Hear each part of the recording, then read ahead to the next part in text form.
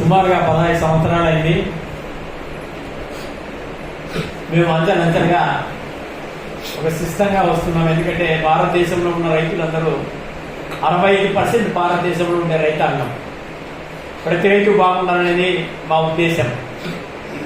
మరి ఈరోజు మనం ఇక్కడ స్వేచ్ఛగా ఉన్నామంటే కారణం మన నాయకులందరూ ప్రాణాలు తెగించి వాళ్ళ ఆస్తులు పోగొట్టుకొని మనకు స్వరాజ్యాన్ని తెచ్చారు. కానీ ఈరోజు పరిస్థితి చూస్తుంటే ఇక్కడున్న ప్రజలు మనం అన్నీ అనుభవిస్తున్నా కానీ వాళ్ళని మర్చిపోతున్నాం. ఇది చాలా దురదృష్టకరం. మన భారతదేశం దురదృష్టకరం. ఒక్కోసారి ఇవన్నీ చూస్తే ఏమనిపిస్తుంది అంటే అరే మనకు బ్రిటిష్ వాళ్ళే మేలు అనిపిస్తుంది. ఈ తెల్ల దొరలే వేరు ఈ నల్ల దొరల కంటే కూడా. అవినీతి అనేది 10% నుంచి 90%కి చేరుతుంది. ఈ అవినీతి ప్రభుత్వంలో మనం అంతా బ్రతుకుతున్నాం. విధి లేని పరిస్థితుల్లో మనం ఈ అవినీతి ప్రభుత్వంలో బ్రతుకుతున్నాం.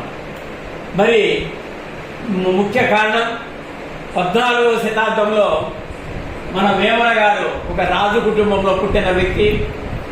చివరిగా ఆయన అన్ని అనుభవిస్తూ భోగాలన్నీ అనుభవిస్తూ అతనికి చివరికి వాళ్ళ వదిన జ్ఞానోదయం చేసింది.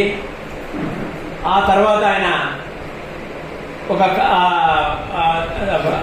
ప్రాంతాలన్నీ తిరుగుతూ యోగిగా మారాడు. భోగిగా ఉన్న వ్యక్తి యోగిగా మారాడు. కొన్ని వేల పద్యాలు రాశాడు మహానుభావుడు. మరి ఈరోజు ఆయన పద్యాన్ని మనం చదివినామంటే ఇంకా మనకు ప్రపంచంలో ఏది అవసరం ఉండదు. కాబట్టి ముందుగా వేమన గారికి నమస్కరిస్తూ మరి అదేవిధంగా ఓకే ఒకటి గంట రండి చెప్తా. అల్పబుద్ధి గలవానికి అధికారం ఇచ్చిన దొడ్డవారిని ఎలా తొలగొట్టు చెప్పు తినడు కుక్క చెరుకుతీ పెరుగున విశ్వదాభిరామం. Very good.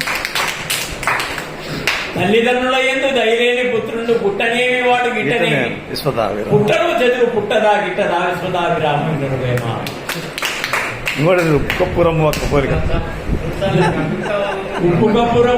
పోలిక రెండు చూడ రుచుల చూడ జాడ వేరయ్య పురుషులంటూ పుణ్య పురుషులు వేరయ్య విశ్వదాభిరామం.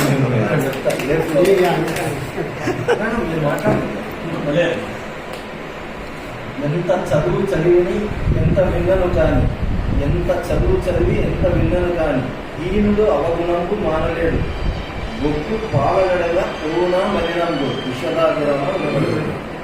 ఎంత చదువు జరిగినా ఎంత పరిమాణం నా కొడుకు ఎంత చదివినా ఎంత పెద్ద పదవి వచ్చినా నా కొడుకు ఈనుడు వారి గుణం మారదంతే. బొగ్గు ఎంతసేపు లారీ పాల్లో ఏది బొగ్గే కదా తెల్లం కదా అంతే.